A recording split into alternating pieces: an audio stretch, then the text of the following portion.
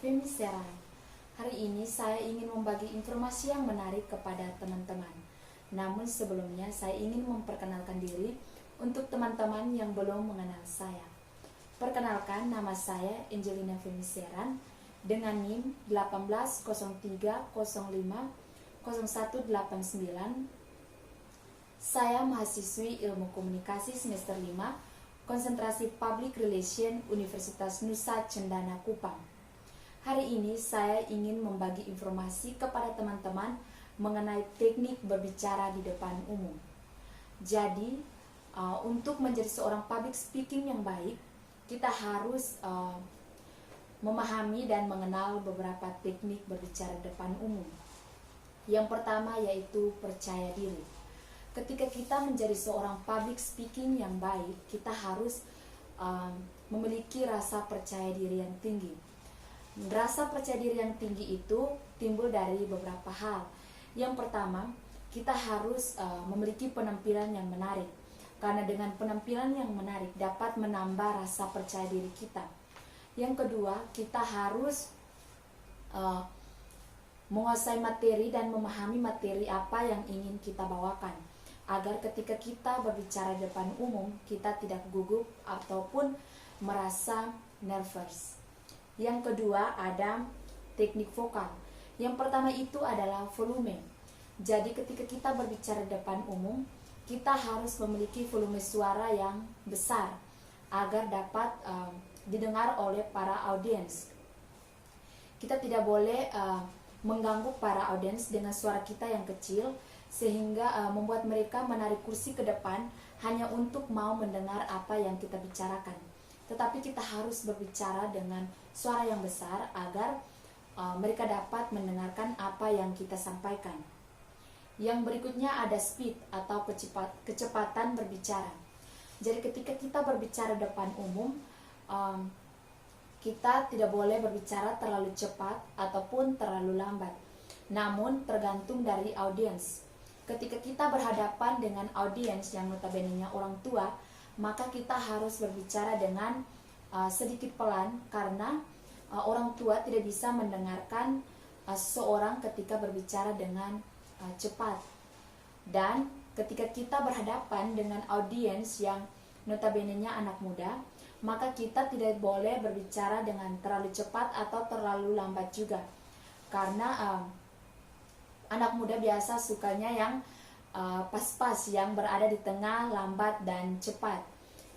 Karena ketika kita berbicara dengan lambat, maka biasanya mereka cepat merasa mengantuk dan tidak mau mendengarkan apa yang ingin kita sampaikan. Yang berikutnya itu ada artikulasi. Nah, artikulasi ini kita harus berbicara dan pengucapan kita itu harus jelas agar tidak menimbulkan makna yang ambigu atau orang bingung mendengar apa yang kita sampaikan begitu. Yang berikutnya adalah intonasi. Jadi intonasi kita itu harus baik. Kita harus bisa menempatkan nada yang tinggi dan nada yang rendah, karena dengan intonasi yang baik kita dapat menyampaikan makna dari beberapa kata. Yang berikutnya itu ada gestur atau gerakan tubuh. Jadi kita harus benar-benar menggunakan mata, mulut, tangan, badan kita ini untuk benar-benar menunjukkan apa yang kita bicarakan. Seperti kita merasa marah, maka gerakan tubuh kita pun harus dan raut wajah kita mengekspresikan bahwa kita sedang marah. Ataupun ketika kita senang, kita harus ketika orang senang itu gerakan tubuhnya seperti apa, kita harus melakukan hal tersebut. Karena dengan gestur tubuh kita, kita dapat mempengaruhi energi dari para audiens. Yang berikutnya ada komunikatif. Ketika kita berbicara di depan umum, maka kita juga harus berbicara dengan para audiens. Misalnya menanyakan keadaan mereka, apakah mereka baik atau tidak, dalam keadaan sehat atau tidak. Ataupun kita memberikan pertanyaan untuk mereka menjawab.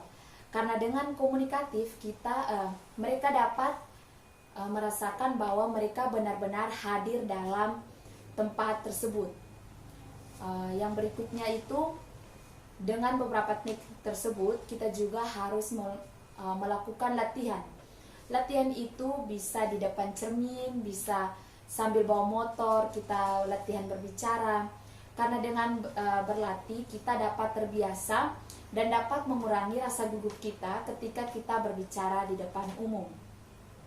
Nah, teman-teman, selain beberapa teknik tersebut, saya ingin memberikan beberapa hal, karena tidak cukup saja kalau kita ingin berbicara di depan umum dengan menguasai beberapa teknik ini.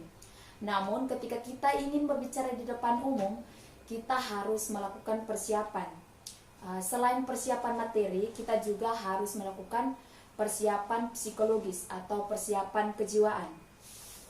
Apa saja yang kita lakukan dalam persiapan psikologis? Yang pertama, kita harus merilekskan tubuh kita. Karena dengan merilekskan tubuh kita, kita dapat mengontrol pernapasan kita sehingga kita tidak terlalu gugup ketika kita tampil di depan umum. Yang kedua, kita harus menantang diri kita. Jadi menantang diri kita ini maksudnya kita harus benar-benar bisa menguasai materi dan menyampaikan materi di depan banyak umum dan dapat diterima oleh para audiens dengan baik. Yang ketiga, kita harus berfokus untuk berkomunikasi, bukan untuk tampil. Jadi ketika kita tampil di depan umum, kita tidak boleh berpikir bahwa kita tampil untuk dinilai, tetapi kita harus berpikir bahwa kita tampil di depan ini karena untuk menyampaikan sebuah materi, dan materi tersebut bersifat positif dan memberikan dampak positif juga untuk para audiens. Yang berikutnya, kita harus mencari kesempatan untuk berbicara. Jadi ketika kita ingin tampil di banyak orang, kita harus mencari kesempatan seperti dalam organisasi kecil, kita sering berbicara dengan mereka agar ketika kita tampil di depan banyak orang, kita benar-benar sudah siap untuk tampil dan tidak merasa gugup. Yang berikutnya itu latihan. Jadi dengan latihan dapat membuat kita tampil dengan sempurna. Karena kita ingin menjadi seorang public speaking, kita tidak bisa hanya menguasai teknik tersebut, hanya melakukan persiapan tanpa adanya latihan. Karena latihan ini dapat mengurangi gugup, dan latihan juga dapat membantu kita mengukur waktu yang dibutuhkan untuk presentasi. Jadi untuk teman-teman yang ingin menjadi seorang public speaking yang baik, kita harus benar-benar berlatih, harus memiliki sifat yang percaya diri, teknik vokal yang bagus, gestur dan komunikatif itu benar-benar harus kuasai, dan juga materi serta persiapan psikologis kita. Jadi teman-teman, ini saja informasi yang dapat saya bagikan untuk teman-teman. Semoga teman-teman dapat mengikuti apa yang saya sampaikan, dapat mengerti dan dapat melakukan latihan di rumah dan dimanapun. Sekian dari saya. Terima kasih.